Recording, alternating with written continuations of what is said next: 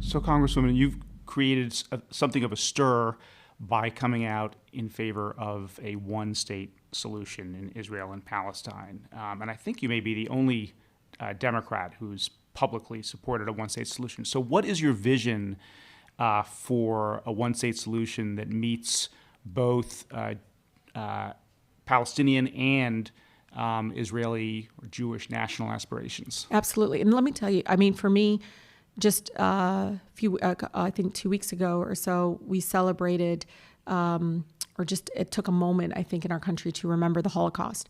And there's a kind of a calming feeling, I always tell folks, when I think of the Holocaust and the tragedy of the Holocaust and the fact that it was my ancestors, Palestinians, who lost their land and some lost their lives, their livelihood, the human dignity, their existence in many ways have been wiped out, and some people's passport. I mean, just all of it was in the name of trying to create a safe haven for Jews post the Holocaust, post the tragedy and horrific persecution of Jews across the world at that time.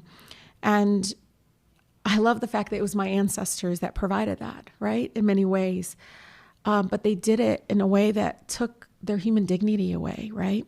And it was forced on them. And so when I think about one state, I think about the fact that why couldn't we do it in a better way where, and I don't want people to do it in the name of Judaism, just like I don't want people to use Islam in that way. It has to be done in a way of values around equality and around the fact that you shouldn't oppress others so that you can feel free and safe.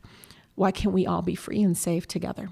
But a one-state solution with the right of return, just the math suggests that that Jews would become a minority in that state. But Dan, it's not up to us to decide what it looks like, right? Just like when I have my African-American teachers taught me about neighborhoods they couldn't live in, taught me about places they couldn't work.